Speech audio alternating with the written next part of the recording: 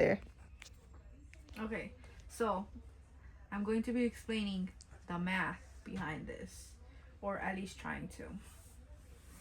So, this is all the totals. The money that we got from Adi, $2,000. The money that was spent on day 1 tickets, $1,122.68.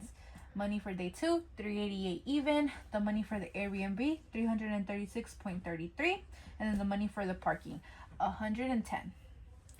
And then, so I divided that by 4, and then divided this by 5. And then I put the total amounts that everyone would have spent. Everyone would have spent $89.3 for the Airbnb and parking, because I bundled up those together since those are being both divided by 5. Everybody gets that amount. The $97 for day 2 tickets, and then the $280.67 for day 1 tickets. So Adi's total that she had spent for that would be $466.97. So she should be getting about $1,622.33 from us. All right. So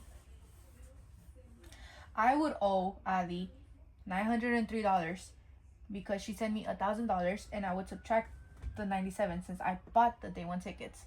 But because she's also going to the Airbnb, I subtracted the 89.3. So that gave me a total of $813.7 that I owe Adi. This is my total. For Jenny, stay with me now.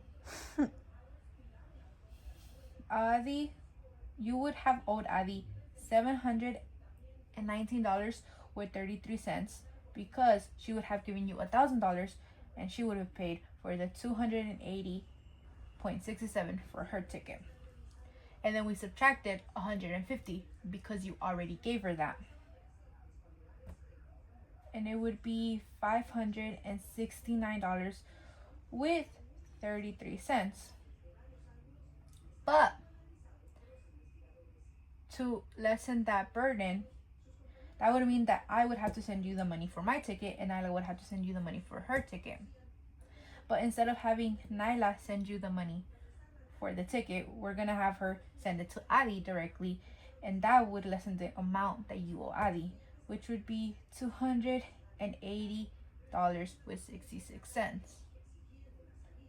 And I would owe you the $280 with the 67 cents for my ticket, right?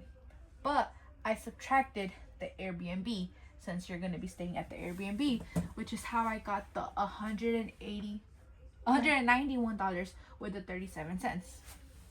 That's what I owe you. So I would owe Adi the $813.7. I would owe you the $191.37.